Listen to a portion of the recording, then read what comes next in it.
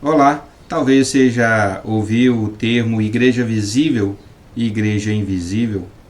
Eu fiz um vídeo sobre este assunto, o vídeo anterior, e você pode acessar e acompanhar lá o conteúdo. Dentro dos limites da igreja institucionalizada, os limites físicos, há pessoas de fato crentes, mas é verdade que também há incrédulos dentro dela. Eles estão na igreja, eles participam, como disse o escritor aos Hebreus, eles participam das mesmas bênçãos que Deus derrama sobre a igreja. Ocorre que não estão no corpo de Cristo, e é outra figura, outro modo de explicar a igreja visível e invisível, é a figura do corpo de Cristo. Há pessoas que não estão de fato em Cristo Jesus porque a sua conversão, a sua profissão de fé foi apenas da boca para fora e não do coração.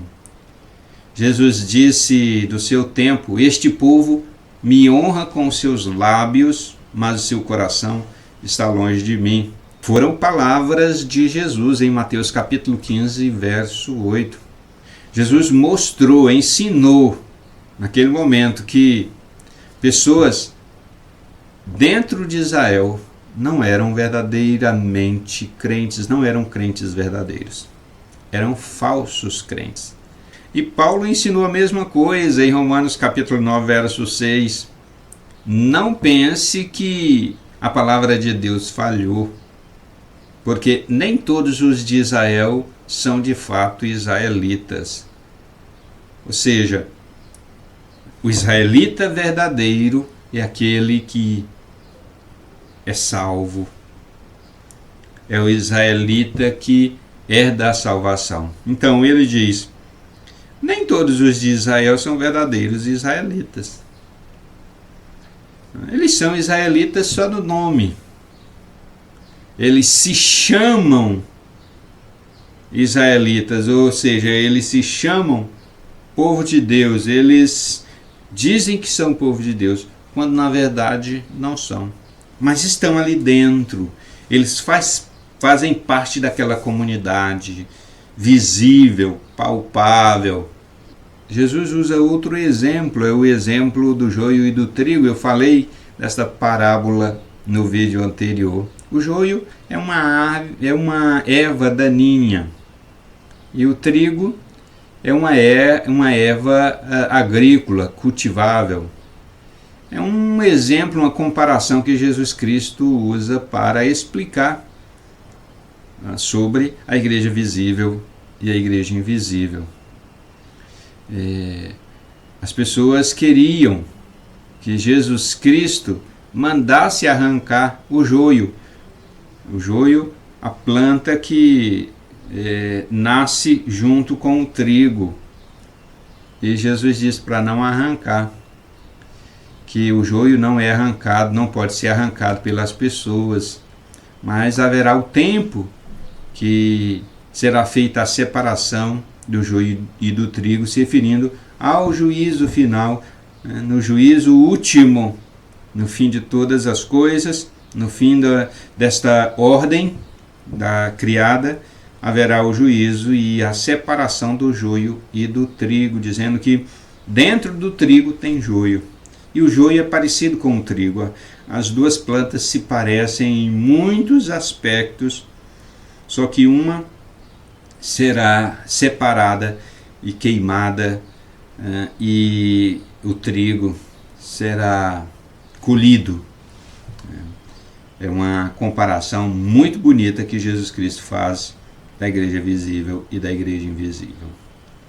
Jesus ensinou essa parábola não para desmotivar, desencorajar sobre a disciplina eclesiástica. Não foi para isso que Jesus usou essa parábola, mas para dizer que joio e trigo estarão juntos e serão separados, porque é algo inevitável, é inevitável que isto aconteça, mas no juízo final haverá a separação. Não é um desencorajamento para deixar de cumprir com a disciplina eclesiástica.